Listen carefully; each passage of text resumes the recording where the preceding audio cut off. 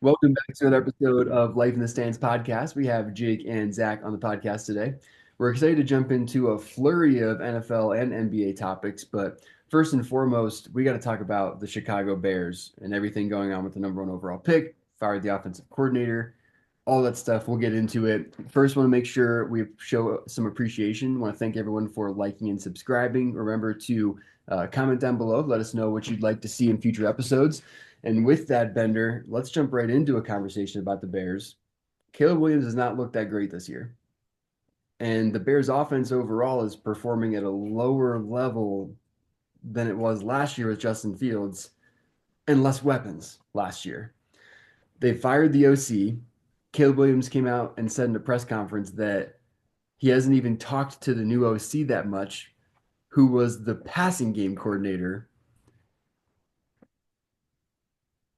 Ah, This is bad culture. This is just bad management of a team. And even the receivers coming out now, DJ Moore, Keenan Allen, in their press conferences, they've not been impressive. It sounds like there's a lot of problems going on in that building. Doesn't feel like Caleb Williams is going to solve it. well, that's what I was going to ask you. Do you think it's a Caleb Williams problem or do you think it's an organizational problem? But you did bring up something that I didn't know if you saw or not, but they showed that Justin Fields being at the quarterback spot last year was not much better, but slightly better than what it is this year. And Justin Fields only really had Kmet and DJ Moore last year. They brought in Swift, they brought in Keenan Allen, they drafted Dunze. Um, so they had a lot more weapons around Caleb Williams this year. And I think the most interesting thing is, and I think it kind of exposes the coaching a little bit, is that Caleb Williams was known at USC for like making plays with his feet, like rolling out and extending plays. They're not exactly letting him do what he's best at. I feel like they're trying to maybe even develop him too much, and they're kind of throwing that in the back burner of forgetting who he actually was as a player. Yeah. Um, so maybe just start all over again with the coaching staff. I would do it now though too, because they're not going to make playoffs at this rate. No, yeah, they're not going to make a run, especially if you look at that NFC North, right? Because you got the Lions, you got the Packers, and you got the Vikings. And I think you can make the case pretty easily that the Bears are the worst team in that division right now. I mean, so going into the season, we said there was a possibility that all four of those teams make the playoffs if they all get hot. But yeah, I mean, I just don't see that happening from the Bears right now. I saw another stat that said every single offensive personnel coach that came in with Eberflus has now been let go. He's Yep. the only remaining coach from that offensive staff that he initially brought in. And like, what does that tell you, man? Like, what does that tell you about the organizational structure of him being the head coach? Even DJ Moore came out and said on a podcast too. I think this was before the OC got fired. He was asked if Eberflus has lost the locker room, and DJ Moore literally said, "I'm not going to say no." But DJ Moore's got to be upset because he just signed an extension. Why would you not come out about complaints if you're going to be extended with that team for multiple years? Yeah, And it's like I'm happy that players are speaking out a little bit more. And talking about speaking out, Micah just did that a little while ago on Mike McCarthy. So if you want to hop into another bad organization, my Dallas Cowboys are not looking too hot right now. But I do want to ask you, does the Dak Prescott contract look bad to you right now, just like the T-Law contract, or even Tua for that matter? yeah. I mean, this is a tough conversation. I've been thinking about this one a good bit, honestly, because I think you can make an argument both ways. And what I'll say too is culture flows from the top down, right? So like you're looking at these structures, like it's Jerry Jones, man. Like culture flows from the top down. And you're looking at the Chicago Bears, like I don't know, like Ryan Poles seemed to have made a lot of good moves, but Eberflus is obviously a problem. And you got DJ Moore walking off the field mid play after signing an extension like that.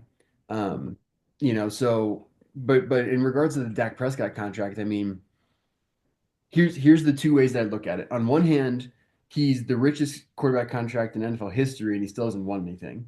So in that regard, it's like, well, all three of them. You look at like Tua, you look at like Tua's big contract, you look at T Law's big contract. They all haven't won anything. So in that regard, it's like, well, you paid the guy the most money out of any of them to not win anything. So that looks pretty bad.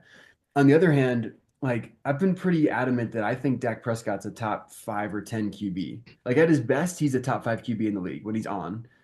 At his worst, he's obviously much lower than that, but every QB has bad games. I mean, look at what Mahomes has done this year, right? Like the Chiefs are 9-0. It's not necessarily because of Mahomes at this point. So, I mean, Dak Prescott, and then, on top of that, it's hard to find that quality of a QB, right? Like those guys are few and far between in the league. So, yeah, on one hand, you paid the guy the most out of money out of anything to not win. On the other hand, it's like the dude's still a top QB. He's going to be injured the rest of the season, but I could see him coming back next year and making that contract look really good. But here's the thing. You're talking about when he's hot, he's top 10. When he's not, he's just back end of of the league, that kind of thing. I get that. But then you also got to look at Jerry Jones went out and got veteran running backs that one misses walkthroughs and practices or is late to practices, Zeke.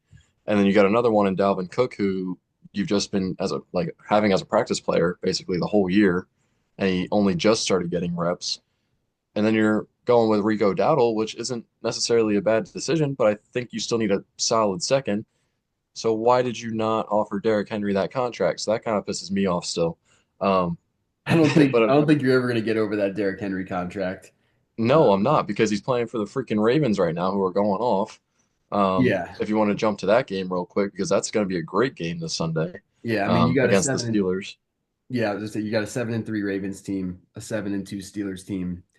I don't. Jerry Jones made comments though that he didn't know if Derrick Henry would have that kind of a career year in Dallas. I kind of tend to agree. It's like what runs are common in the Dallas Cowboys playbook? Is it a whole lot of under center? Not really. Not really, right? So it's like, I mean, Derrick Henry's skill set, like the reason it's going so well in Baltimore right now is because it's a lot of pistol, inside zone, outside zone. Like he's able to run and get his momentum up, and that's But where they have a Derrick line Henry's though. years. And they have a line, makes a difference too. I think Um, that's the biggest thing is that Dallas doesn't have an O line. But the Ravens had trouble. So when they went on that small losing streak at the beginning of the year, they mhm. were running him out of the gun. And then they said, "Wait, hold up. We gotta put him Yep, back there so he has a head start." exactly, So exactly. they It's the figured it same out. thing They with figured it out. Yeah, it's the same thing with Najee. It's the same thing with, I think Kenneth Walker likes to be out of like not in gun like that. I think Hmm. um, a lot of your bigger backs tend to like that. Your Josh Jacobs, your David Montgomerys, your Aaron Jones is a big one too. yeah, right, yeah. So I mean, like running at a gun is hard. It's a different skill set because the way you have to press the line and read your gaps and your keys, like it's just entirely different than if you're under center. So I mean, it's a different ball game, but. This Ravens Steelers game is going to be a really good one. I'm most uns the past couple of years, even though the Steelers have sucked, I've gone into Ravens week and I've been like, we're going to win this game because we've just had their number for so long. I don't know, like this year feels a little bit different. Like there's a lot of players that exchange back and forth between the two franchises this offseason. You got Patrick Queen, you got Deshaun Elliott on the Steelers now, but you have Arthur Mollett and Deontay Johnson on the Ravens side. The Deontay Johnson thing is still really new. I'm not sure if you saw Tomlin's comments about him Hmm. earlier this week. A reporter asked Tomlin's like, "Hey, like, how do you feel about Deontay being their side?" And Tomlin's comments were pretty much like, "Well, he's not on a lot of their video, so I'm not really that concerned, and they have better pieces that I need to worry about." And it was like, whoa, like you do not see Tomlin taking shots at players like that, but it's like obviously, Crazy. obviously something was going on with Deontay Johnson in the Steelers locker room. So I mean, Yeah. yeah, I feel the most uncertain. And then I mean, we just got done talking about Derrick Henry. So I mean, this feels like probably a more high scoring Ravens Steelers game than we've seen in the past couple of years. I mean, the Steelers have won the last two meetings 17-10, both games 17-10. I feel like Yeah. both teams probably score at least 20 in this game, if I'm being I honest. I think this game looks a lot like the Commanders Steelers game. Yeah. Um, I think that's kind of what you're looking at. And the part that scares me, I'm kind of on the same page as you. I'm like, the Steelers defense kind of wrecks Lamar. I'm really thinking that. But then I'm like, Derrick Henry. Derrick Right. Henry is like Right. a top three MVP candidate this year. Yeah. So it'll be really interesting to watch. And then it's also like you get this very typical like strength on strength kind of stuff. I talked about it last week before the Commanders game, but the Steelers don't allow scrambling. Hmm. They held Jane Daniels to 5 yards rushing total Hmm. and no scramble yards. It was 5 yards on two designed QB rush attempts. So I talked Is about that. Highsmith healthy? Highsmith is not going to be healthy going into this game, but Herbig is back. And Okay. Herbig is not as great against the run, but he's a more prolific pass rusher, actually. He's like, Okay. if you look at his like pass rush splits, he's a more prolific pass rusher, but you also brought in Preston Smith. Preston Smith is a Sure. great run defender on the edge. Sure. But it's also his second week with the team. So how much can you rely on that? And does Mike Williams' role grow? So That's interesting to me. and the Ravens' pass defense is bad. I mean, Joe Burrow, the Bengals showed that. It was basically Jamar Chase out there alone. Real quick, we talked about Anthony Richardson at the beginning of the year about how sorry, my fault. My bad. I should have never brought him up again. But no, you were like, Anthony Richardson's gonna have the rookie mistakes where he's bombing down the field, but two or three of those could be touchdowns and win you the game. Now you got Mike Williams with George Pickens, and Russell Wilson's a lot more efficient than what AR is. So you're looking at big plays all over the place from those guys. And I think you saw that last week. And you've been seeing that with Pickens, but Mike Williams got his shot last week and Yeah. he capitalized. Yeah. And that was a cover one look. Like that was Yeah. a pretty standard cover one man look, except that top safety, that middle safety was not in the middle. He was playing towards George Pickens. And Yeah. that's why that one on one was there. That's what Mike Williams is going to be getting now. So, I will always talk shit to you during a Steelers game just to like have fun. But yeah, the Steelers do look different with Russell Wilson. I'll give it to you. Because yeah. I know that's what you were fishing for all week, and I was not giving it to you because I was just pissed off that the Steelers were winning. Yeah. Um, Yeah. Bender sends me quite a few texts. And sometimes it's bad because I stream the games. And if it's on TV, sometimes he's a little bit ahead. So I have to like, if I see a text from Bender come in during a game, I have to wait like 4 minutes and then I'll open it. So I'm like, I don't want to be surprised by anything. So janky I ass gotta, streaming service. yeah, so I gotta wait. I gotta wait to make sure that it's for sure caught up. And then most of the time it's like a play or two, is passed, and then I respond to what Bender's saying. We have some good conversations about it, but I mean, the Steelers and the Cowboys, if you would have looked at what everyone was saying at the beginning of the season, you probably would have thought opposite. Like Steelers with the QB issues, what's going to happen going into the future, like But we teams did talk like about the they're around. surrounding pieces for the Steelers. So like I didn't think the Steelers would be that good of a team. Like I thought still kind of around 500 looking at wild card, Hmm. um, like the normal Steelers season. Right. I didn't think we were talking about them potentially winning the division, but we did say if Russell Wilson could get it going, they're Super Bowl contenders, and it's kind of looking like that right now. Um, so I would say the expectations of the Steelers were a little bit different, but Cowboys, yeah, you probably could have expected them to win the division, or Right. expect them to do what the Commanders are doing at this point. Yeah, yeah. I mean, the Um, Commanders are a huge surprise. The Eagles, I think everybody expected, but yeah, you would expect the Cowboys to be right there in that mix, and they're just not. They're closer to the Giants than they are those other two teams, which is not yeah, was not the expectation. yeah, no, not But at yeah, I all. mean, I think at this point with the way Russ is playing, I mean, it feels a little bit like Super Bowl or bust because you got some. I mean, we talked about it before the season too. Cam Hayward's old, even though he's playing like an absolute menace. I think he's been the best defensive tackle in all of football this year. Um, I think he might be PFF's number one defensive tackle, like rated for the year. Like he's not. He's lucky Aaron Donald retired. Yeah, but like, I'm just playing. I have to hate Steelers players. It's just the way it is. yeah, but I'm. Oh, it's tough. It's tough as a Steelers fan because we've been in that like just good enough pocket for so many years in a row now that it's hard to get your hopes up beyond that still. Yeah, You know, I agree. where it's like okay, like we're 7-2 right now, but I like we have six divisional games coming up in our last 8 games of the season, and the other ones are like the Chiefs and the Bills or something like that. Like Yeah, it's not an I easy have. for the rest of the way. I mean, we're 7-2 right now. We could end up 10-7 still. Yeah, I kind of want to go back to the Ravens a little bit. Um, but I want you to give me a one name answer. We're not going to Okay. expand on this. I want to leave people hanging, and we might talk about it next time. Okay. Okay. So MVP, Lamar or Derrick Henry? Yeah, that's it. Yeah, Lamar or Derrick Henry. Choose one. Lamar. Lamar or Jared Goff? Lamar. I'm gonna go with Jared Goff. Let's move on. All right. Talk to your five picks. Talk to your five picks in prime time, Yeah, nonetheless. Yeah. But we do want to advertise real quick. We have a series going on TikTok right now. I'm going through the most bruising running backs in the NFL. It started with number 5 and Josh Jacobs. Today we posted about number 4, which is David Montgomery. Speaking of the Lions, I would give it to David Montgomery before I give it to Jared Goff. Holy shit.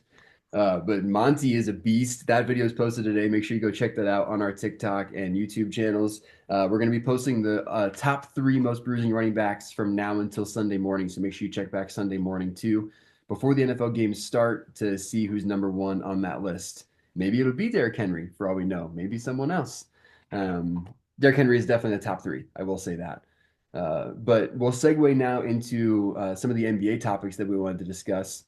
Bender, you did a couple, speaking of TikTok, you did a couple of box score recaps. Wemby was one of them. Dropped 50 points the other night. Yeah, and I think that's the crazy part is that there was multiple 40 and 50 point nights last night, um, Wednesday night, I believe, um, between the big meow cat, between Wemby, between Giannis, Jordan Poole even went off. Jordan Poole's kind of having a bounce back year after not doing a whole lot last year. I have made fun of him a good bit. Um, Wemby in the last 3 games has made 6 or more threes. Um, and it's like 50% shooting. Like last night was, I believe, 8 for 16 from three and dropped 50 points and played like 32 minutes or so. Um, and this 3 game span actually happened right after I said Chet was better than Wemby. So I think that's kind of funny. We have a really good track record with that right now. As soon as we say something, the other thing seems to happen. Who got hurt after we talked about him? Chet. Chet Palo. Paolo. Chet, yeah. Oh my. Oh, Paolo. I'm so sorry. Yeah, it's all your fault. We Oh, were looking forward Paolo. to seeing him all year, and then it's just like next day out. Yeah, literally the moment we talk about him. All right. So that being said, Jason Tatum and Jalen Brown are having excellent seasons so far. No, I'm just kidding. No, Let's not talk about that. The Celtics do look good, but no, you don't wish injuries on anyone, obviously. But yeah, I mean, Wemby has looked really good. We talked about a sophomore slump for him a little bit. I think that that's probably something that he'll still go through a little bit. Like I don't think that he's just out of the woods entirely with that. Although I do think he's figuring out more and more. What's most surprising to me this season is just how much like it's 3-point shooting with him. Like that's what he wants to do. Yeah, and it's kind of it's kind of weird. I know Pop kind of went away because he had a mild stroke at the beginning of the month, so I hope he gets better. Um, but it makes me wonder if he was maybe holding him back just a little bit because Wemby, I feel like, is playing a lot more freely right now. Him being able to stretch the floor is helping that team. Like they are winning some games now, so I think that's a big deal. Um, so I really think that's some kind of development to look at, but I also think it's like the prime time basketball is being played because of the NBA Cup that they added last year. All of those playing tournament games. I don't know what it's called. The group play. Yeah, group play. I feel like a lot of people are taking it seriously, and I feel like it's bringing out the best in a lot of guys. Um, and just hope the NBA guys stay healthy so we can see a legit season for once, and we don't see the Celtics go on that crazy run last year. Um, but I do want to move into something else that happened last night. LeBron James got a 30-point triple double in a game against Memphis, who were shorthanded without Ja Morant last night, who was on crutches for landing on his hip. I don't know what kind of injury he has. Just know it's a hip injury. He's on some kind of crutches. Desmond Bane's still out. Jaren Jackson's really the only guy on that team right now. But nevertheless, like LeBron getting a 30-point triple double, about to turn 40 next month, is kind of insane. So you're always a Jordan guy, and I apologize. I've had to leave a couple of times. I have a new puppy at home, and puppies require attention. But you've been a Michael Jordan guy over LeBron for GOAT. The longer this goes on, is it changing your mind at all? Um, if anybody watched my TikTok reaction last night, I said if he ends up winning this year, he might have to be the GOAT because winning at 40 and the way he's doing it, I think is important. Because I believe that's his fourth triple double of the year so far, and 30-point triple doubles are hard to come by anyway. Um, so I might have to reconsider if he wins it all, but it is a tough Western Conference. It is. So we'll see. It is. It's just insane what he's doing. I keep seeing the tweet get recycled that says like this fuckery can't go on for much longer because LeBron turned 30, and it was a tweet from like 2015. Like 9 years later, he's dropped four 30-point triple doubles or whatever it is so far this season already. Not maybe not 30-point triple doubles, like I think two of those, maybe four overall. It's ridiculous. The guy is bionic. I, Yeah, and I think I they have pieces. Like Dalton Connect was 5 for 5 from three last night. Austin Reeves was going off from three last night. Rui was efficient from three last night, and and they that's what they've might been trade missing the D'Lo, whole time. and they might trade D'Lo. You never know what comes from that. Yeah, and they're going to get Vanderbilt back, which is a big Right. piece of that championship team. So I feel like that's where we're going with this whole thing. Um, the Lakers are either like maybe play in Lakers or they're number one seed Lakers. It's like Dak Prescott, like we talked about him being either top 10 in the league or just the worst in the league. And we're talking about the Lakers the same way, really. So if the Lakers can find some kind of consistency, and I do believe in JJ Redick, like the way he's running that offense, and even defensively, they look like they're playing hard. I think the Lakers really Right. have a good chance this year. But I do want to get to LeBron's old team and the Cleveland Cavaliers, who are 13 and 0. Yep. And another part of my rant last night was when are the Cavs going to start being the Cavs? Because it's starting to piss me off. Because I've never been a Donovan Mitchell fan, and I've never been a Cavs fan, thanks to LeBron. So I'm just having a bad time. Yeah, I brought this up last week too, and I was like, man, it was a NBA rapid fire question from last week, right? And it's like, can they make a push for the best record ever? What are they, 14 and 0 now? 13 and 0. 13 and 0? I'm Yeah. That's still a long way away, right? I mean, it's a long season, a lot can happen, but I mean, holy shit, what's the best start to an NBA season ever? They've got to be close. I think they tied it. I think it was that 15-16 Warriors team. I think they tied the best start. Yeah, I mean, so it's got to be close, and you build that kind of momentum coming right out of the gates. And like, I've never been a Donovan Mitchell fan either. I think we both kind of agree that he's a high volume guy, and not maybe not very efficient. But yeah, that's where the NBA is going right now. And Garland looks incredible. Mobley looks incredible. You still got all those other 3-point shooting pieces there, Niang and Levert, and still got But Jared Allen. I mean, they're the finally healthy. continuity's there. What do you say? They're finally healthy. Yeah, they're healthy and the continuity's there. So Yeah, yeah, and interesting Cavs team. But a rookie against the Cavs showed out for our Sixers, and he has been showing out. yeah, what are your thoughts on that? I mean, Jared McCain looks like a dog. Yeah. And honestly, I it's kind of giving me like flashbacks to like Tyrese Maxey's rookie year, really, because he looks like what Maxey did, getting shots up and being a bucket. And if you can pair him and Maxey up when Maxey comes back, there is no need to play Kyle Lowry, who, in my opinion, does not even deserve minutes at this point. I know that Maxey is not exactly the best like offensive initiator. He's more of a scorer, so that's why they play Lowry just to initiate offense. But if he initiates so much offense, why are we not good on offense? Like I'm, I'm I'm going back to that. So can we just like bench or release Kyle Lowry if McCain is the real deal, which I think he is? Because Release I Kyle Lowry. yeah, I don't think we need him. I think we have enough depth otherwise. Well, I mean, that's an incredible statement. I don't know if I'd release Kyle Lowry because, I mean, that's still like like a veteran player that's going to help you in the playoffs, right? So I wouldn't go all that way, but No, but McCain looks like Maxey, and it's just kind of crazy to me that if we could get everybody back healthy, which is the key thing, Maxey's going to come back. Embiid and Paul George are working their way back in, and Paul George looked really good against the Knicks.